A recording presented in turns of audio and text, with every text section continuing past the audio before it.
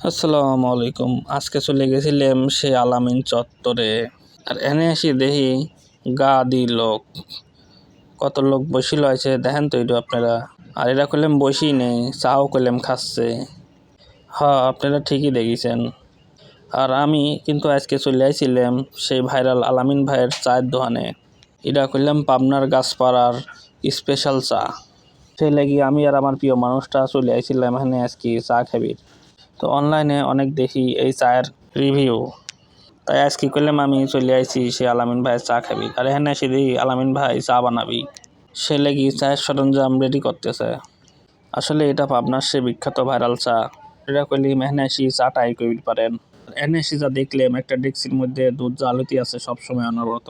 আর আলামিন ভাই করলাম এখানে চা বানাতেই আছে। তো আলামিন ভাই কাপ রেডি করতেছে, কাপে প্রথম গরম পানি দিলেচ্ছে। আর আজকে করলাম আমি মটকা চাটা ট্রাই করে দেখবো আসলে এখানকার চাটা কেবা। লোকজনের মুখে তো অনেক প্রশংসার নাম সুনাম শুনেছি, তো নিজে ট্রাই না করলে কি হয়।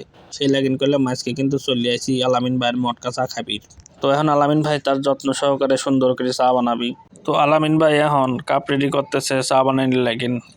তো স্পেশালি আজকে মটকা চাটা ট্রাই করব, কারণ অন্য চা রেট বিভিন্ন রকম আছে। তো আমার কাছে বাজেট অনুযায়ী মটকা চাটা ঠিকঠাক মনে হয়েছে, সে লাগিন আজকে করলাম মটকা চাটাই ট্রাই করব। তো আলামিন ভাই দুধ দিনেচ্ছে দেখেন কত সুন্দর। আর ওই যে এখানে করলাম যে সর, এই যে ডেক্সির মধ্যে করলাম সবসময় দুধ জাল হচ্ছে, আর এখানে সর পড়তেছে, সেই সর দিয়ে করলাম মটকা চা তৈরি করতেছে। আর এখানে বেশিরভাগ লোকজন মটকা চাটাই ট্রাই করে।